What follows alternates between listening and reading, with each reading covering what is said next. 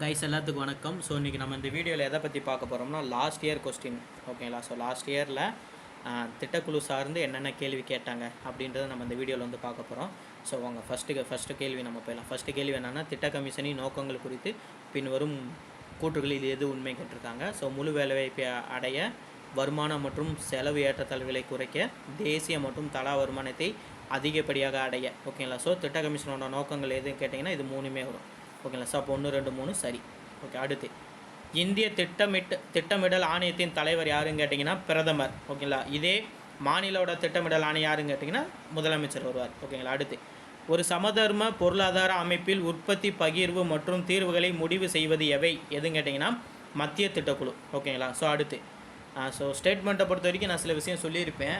First ஸ்டேட்மெண்ட்டை வந்து read பண்ணி பாருங்கள். தெரிஞ்சிச்சுன்னா அதுக்கான நம்ம படித்ததுலேருந்து டைரக்ட் ஆன்சர் வந்து அடிங்க. அப்படி தெரியாத பட்சத்துக்கு வந்து ஒரு 3 ஃபார்மெட் வந்து நான் சொல்லி கொடுத்துருப்பேன்.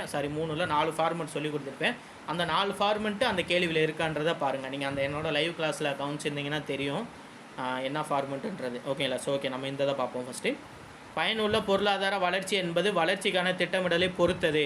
ஸோ ஃபஸ்ட்டு கேள்வி கூற்று ஏ. பொருளாதார மேம்பாட்டிற்காக திட்டமிடல் அமைப்பை கொண்டிருப்பது நவீன அரசாங்கத்தின் தரப்பில் கட்டாயமாகிவிட்டது.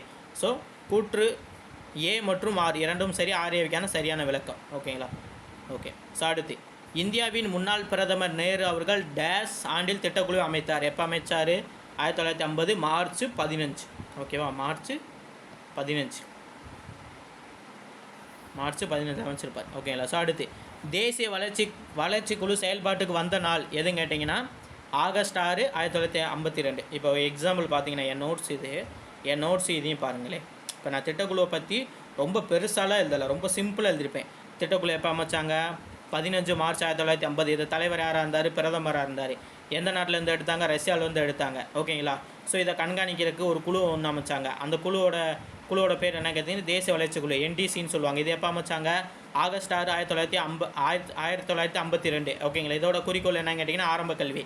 அதுக்கு இன்னும் மற்றொரு வேலை என்னன்னு கேட்டிங்கன்னா திட்டத்தை உருவாக்குறது மற்றும் செயல்படுத்துது. ஓகேங்களா? இவ்வளோ தான் நான் எழுதியிருப்பேன் திட்டக்குழு சார்ந்து. ஓகேங்களா? ஸோ இதோட நீங்கள் இந்த லாஸ்ட் இயர் கொஸ்டினை கனெக்ட் பண்ணி பார்த்தீங்கன்னா எல்லாமே இதுக்குள்ளே வரும். ஓகேங்களா? இப்போ எக்ஸாம்பிளுக்கு நான் ஒரு கொஸ்டின் வந்து அவங்கள்ட்ட வந்து காட்டிட்டேன். ஓகேவா? ஸோ அடுத்த கொஸ்டின் பாருங்களேன். அடுத்த கொஸ்டின் போவோம். டேஸ் தமிழ்நாடு திட்டக்குழுவின் தலைவர் ஆவார். ஸோ யார்? முதலமைச்சர். நான் அங்கே கேட்டால் மத்திய திட்டக்குழுவோட தலைவர் யாருன்னு கேட்டால் பிரதமர். மாநில திட்டக்குழு தலைவர் யாருன்னு கேட்டால் முதலமைச்சர். ஓகேங்களா? அடுத்து திட்டக்குழுவின் குறைந்த அளவு தேவை திட்டத்தின் முக்கிய குறிக்கோள். ஓகேவா? என்னன்னு கேட்டிங்கன்னா ஆரம்ப கல்வி. இப்போ தான் நான் காட்டினேன். ஓகேங்களா? ஸோ இப்போ தான் நான் இங்கே காட்டினேன். என்னது குறிக்கோள் என்னன்னு கேட்டிங்கன்னா ஆரம்ப கல்வி. ஓகேங்களா? ஸோ அடுத்து வந்து தமிழ்நாடு மாநில திட்டக்குழுவின் தலைவராக செயல்படுவர் யாருன்னு கேட்டால் முதலமைச்சர். நம்ம இந்த கொஸ்டின் ரிப்பீட்டாக 2 டைம் கேட்டுட்டாங்க. ஓகே, ஸோ அதனால் வந்து மறந்துட வேண்டாம். இந்த மாதிரி தெரிஞ்ச கொஸ்டினை வந்து கேர்லெஸ் மிஸ்டேக் நம்ம பண்ணிடக்கூடாது. ஓகேவா? ஸோ அடுத்து வந்து இந்திய திட்டக்குழுவின் முதலாவது செயல் வடிவமைத்த பெருமை இவரே சாரும். யாருன்னு கேட்டிங்கன்னா சார் விஸ்வேஸ்வரய்யர். ஏன் கேட்டிங்கன்னா நம்ம இந்த பிளானிங் கமிஷன் அமைக்காததுக்கு முன்னாடி வந்து ஒரு 5 ஸ்டோரி நடக்கும். ஓகே, ஒரு 5 பேர் முக்கியமானவங்க வருவாங்க. யார் வருவா? சார் விஸ்வேஸ்வரய்யர் வந்து ஃபஸ்ட்டு அவர் தான் என்ன பண்ணுவார்? திட்டமிட்ட பொருளாதாரம் சொல்லி ஒரு புக்கு ஒன்று எழுதுவார். அந்த புக்கில் தான் 10 ஆண்டுகள் சொல்லி கொடுப்பாரு. ஆனால் 10 ஆண்டுகள் வந்து நம்ம இதுக்கு சரிப்பட்டு வராதுன்னு சொல்லி அதை எடுக்க மாட்டாங்க. அடுத்து ஜவஹர்லால் நேரு வருவார். 1938 திட்டக்குழு உருவாக்கணும்னு சொல்லி ஐஎன்சி மாநாட்டில் சொல்லுவார். இந்தியா சைனா போர் வந்து இதாயிரும்.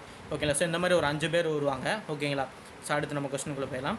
ஸோ அடுத்து வந்து ஜவஹர்லால் நேருவின் கூற்றின்படி விரைவான பொருளாதார வளர்ச்சிக்கு டேஸ் முக்கியமானது கேட்டிங்கன்னா நம்மளோட எக்கனாமிக் வந்து குரோத் ஆகணும். அப்படின்னா எதன் மூலமாக? கனரக தொழில் மூலமாக தான். ஓகே, ஃபேக்ட்ரி மூலமாக தான் நம்ம வந்து எக்கனாமிக் வந்து குரோத் ஆக முடியுன்றாங்க. அடுத்து இந்தியாவில் திட்டக்குழுவை அமைப்பதற்கான அரசாங்கத்தின் முக்கிய நோக்கங்களானது யாவை கேட்டிருக்காங்க. நம்ம ரீட் பண்ணுவோம். ஃபஸ்ட்டு நாட்டின் வளங்களை திறமையாக பயன்படுத்துவதன் மூலம் மக்களின் வாழ்க்கை தரத்தில் விரைவான முன்னேற்றத்தை கொண்டு வருதல். ஸோ ஃபஸ்ட்டு இது கரெக்டு. உற்பத்தியை அதிகரிக்க உதவுதல். நாட்டின் அனைத்து பணிகளிலும் அனைவருக்கும் வேலை வாய்ப்பை வழங்குதல். ஸோ 2வது சரி. நாட்டின் அனைத்து வளங்களையும் மதிப்பீடு செய்ய வேண்டிய பொறுப்பை எடுத்துக்கொள்ள வேண்டியதில்லை, எடுத்துக்கொள்ள வேண்டும். ஓகேவா? வேண்டுமென்றால் இது 3மே சரி. அப்போ வேண்டியது இல்லைன்னு கொடுத்துருக்காங்க. அப்போ இது தப்பு. அப்போ 1, 2 மட்டும் சரி. ஓகே, அடுத்து 1944 இந்திய அரசாங்கம் டேஸ் தலைமையின் கீழ் ஒரு திட்டத்துறையை ஏற்படுத்தியது. யாரோட தலைமையின் கீழ்? 1944 எஸ்என் அகர்வால். ஓகேங்களா? ஸோ இங்கே வந்து தப்பாக மார்க் பண்ணியிருக்காங்க. 1944 இங்கே செக் பண்ணிக்கிறோம். 1944 வந்து எஸ்என் அகர்வால் தான் இருக்கார். அப்போ இதான் கரெக்ட். ஓகே, அடுத்து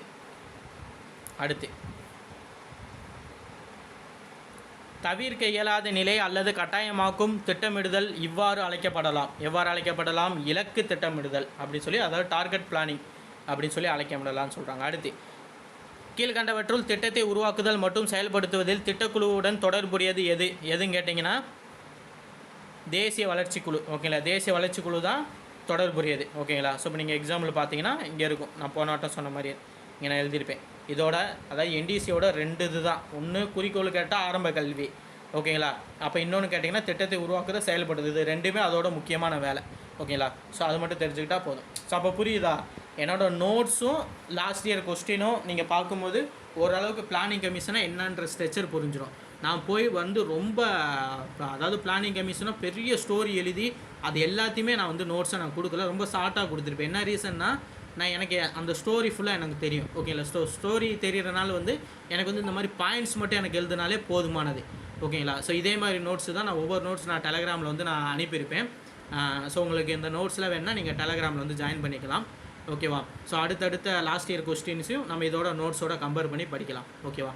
தேங்க்யூ கைஸ்.